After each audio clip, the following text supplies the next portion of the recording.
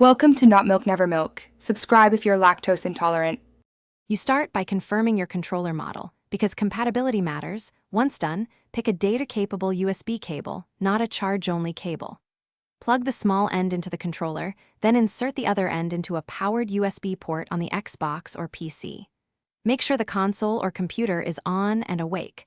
The controller's Xbox button should illuminate.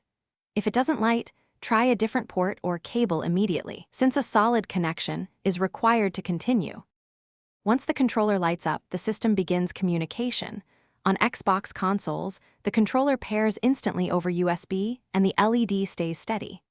On Windows, wait while drivers install. This can take a few seconds to a minute.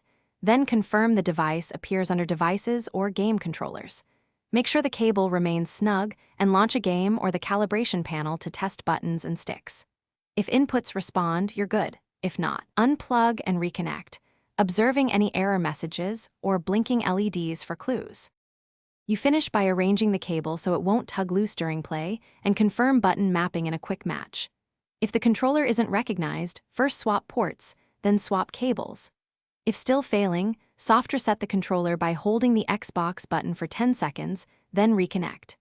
Make sure firmware is up to date via the console or Xbox accessories app, because outdated firmware can block USB operation.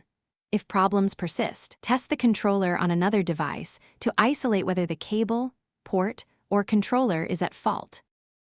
Thanks for watching. If this was helpful, leave a like and consider subscribing. See you next time.